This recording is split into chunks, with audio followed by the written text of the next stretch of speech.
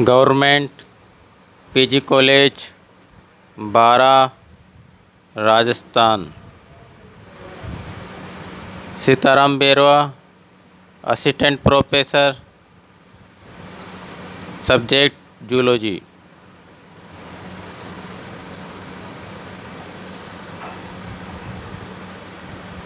BSc third year, subject zoology, paper third, Kota, university of Kota के syllabus के according unit first के first topic embryology के सब topic में हार्मोनल रेगुलेशन ऑफ टेस्टिस के बारे में आज स्टडी की जाएगी, जिसमें वर्षण का हार्मोन द्वारा नियंत्रण, टेस्टिस का हार्मोन द्वारा कंट्रोल किस प्रकार से होता है। इसके अंतर साइंटिस्टों ने बताया कि हाइपोफाइसिस के हटाने के कुछ दिनों बाद ही जंतुओं में टेस्टिस का कार्यात्मक पतन प्रारंभ हो जाता है, उसके फंक्शन करना कम हो जाता है तथा टेस्टिस के एपिथेलियम स्तर की जर्मिनल कोशिकाएं अव्यवस्थित हो जाती है एंड स्पर्मेटोजेनेसिस पूर्ण रूप से रुक जाता है। टेस्टिस मुलायम हो जाते हैं तथा साइज में छोटे हो जाते हैं तथा कुछ जंतुओं में ये उदर में खिसक जाते हैं, एब्डोमेन में खिसक जाते हैं। इसके अलावा जनन नाल तथा जनन अंगों का भी हार्स या डिस्ट्रक्शन होना प्रारंभ हो जाता है। इससे प्रमाणित होता है कि पिट्यूटरी ग्रंथि द्वारा स्रावित गोनेडोट्रोपिन्स हार्मोन जननांग, जननाल एंड द्वितीय लैंगिक लक्षण के विकास के लिए आवश्यक होते हैं। फॉलिकल स्टिमुलेटिंग हार्मोन टेस्टिस में शुक्र नलिका की ग्रोथ तथा शुक्र जनन को प्रेरित करते हैं। एलएच, जिसे ल्यूटिनाइजिंग हार्मोन कहते हैं, टेस्टिस की इंटरस्टिशियल सेल्स के स्त्रावन को प्रेरित करता है, जिससे शुक्रजनन नलिकाओं की ग्रोथ तथा शुक्रजनन गोनेडोट्रोपिक हार्मोन के कंट्रोल में होता है।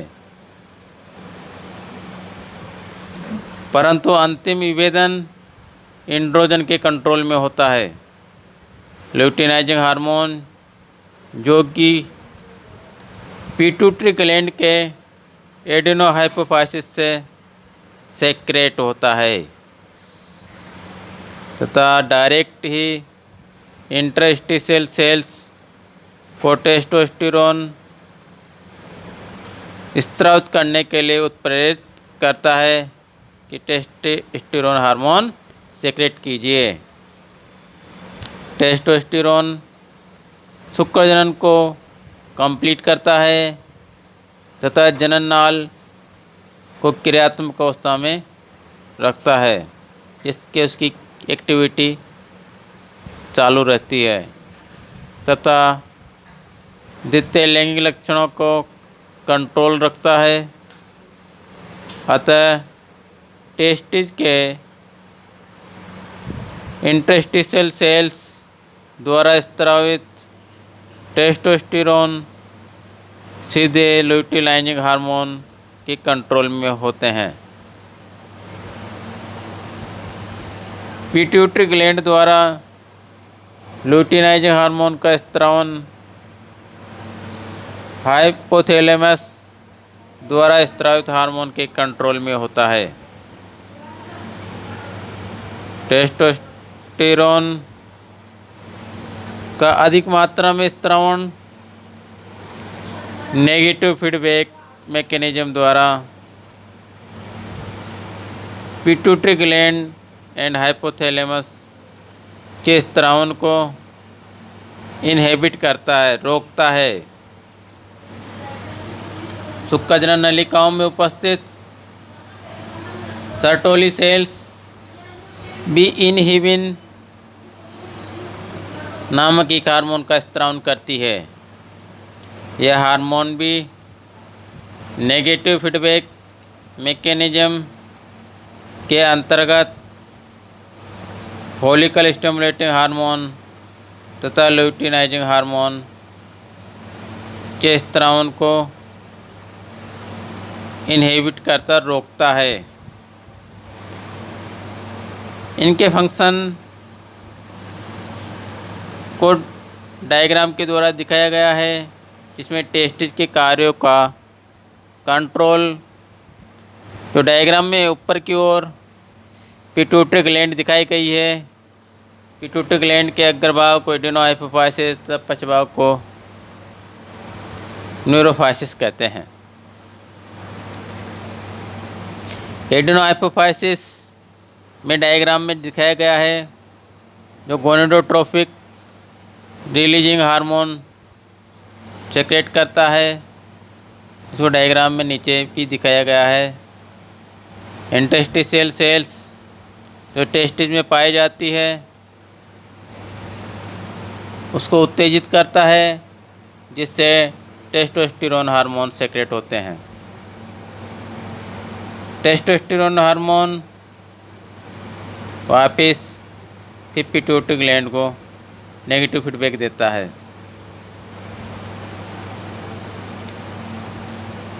इसी प्रकार दूसरी साइड में देखिए डायग्राम में पिट्यूटरी ग्लैंड दूसरा हार्मोन सेक्रेट करती है, जिसे फॉलिकल स्टिमुलेटिंग हार्मोन कहते हैं।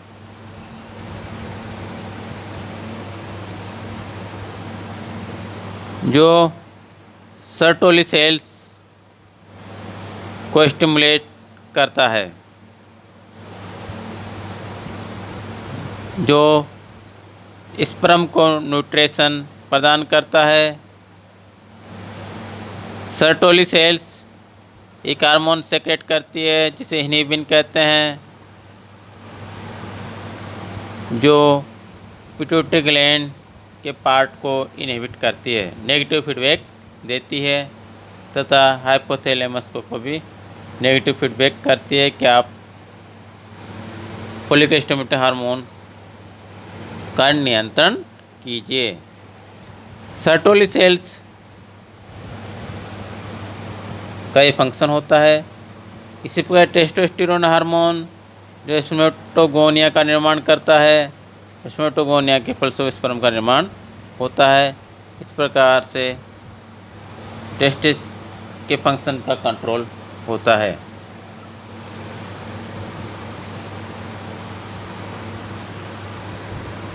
तथा अब ओवरी एंड फीमेल हार्मोन के बारे में बताया जाएगा। फीमेल्स में ओवरी एक जोड़ी पाई जाती है, वन पेयर में पाए जाते हैं। यह भी एक अंडाकार जैसी स्ट्रक्चर होती है, जो उदर गुहा में वर्कों के पीछे दोनों ओर एक एक स्थित होती है। प्रत्येक ओवरी मीसोवेरियम नामक मेसेंट्री द्वारा उदर गुहा की भित्ति से लटका रहता है। ओवरी सॉलिड प्रकार की होती है। प्रत्येक ओवरी एक सघन तंतु में कनेक्टिव टिश्यू का बना होता है, जिसे स्टोरमा कहते हैं। ओवरी के बाहर पेरिटोनियम का आवरण, उसके नीचे जर्मिनल एपिथेलियम तथा उसके नीचे कोलेजन युक्त संयोजी ऊतक की टूनिका एल्बुजिनिया पाई जाती है। ओवरी के स्ट्रोमा को दो भागों में विभाजित किया जाता है। आउटर लेयर अधिक कोशिकीय तथा कॉर्टेक्स तथा भीतरी अधिक वेस्कुलर, इसे मेडुला कहते हैं। ओवरी कॉर्टिकल पोर्शन में फॉलिकल की विभिन्न अवस्थाएं पाई जाती है तथा प्रत्येक प्रिमोर्डियल फॉलिकल के मध्य में एक उगोनिया तथा उसके चारों ओर इपिथीलियम के एक स्तर स्थित होता है। यह स्तर फॉलिकल या ग्रैनुलोसा सेल्स की बनी होती है। लैंगिक परिपक्वन या सेक्सुअल मैच्योरेशन के पश्चात कुछ प्रिमोर्डियल फॉलिकल्स एक्टिव हो जाते हैं। इनको ओव्यूलेशन कोशिका ग्रोथ करती है, ओव्यूलेशन के फलस्वरूप, तथा पोषक पदार्थ संग्रहित करती है। अब इस कोशिका को प्राइमरी oocyte कहते हैं। इस प्रकार की प्रोसेस के समय डिम्बाणु कोशिका, अंडाणु तथा फॉलिकल सेल्स अनेक माइक्रोविलाई बनाती है।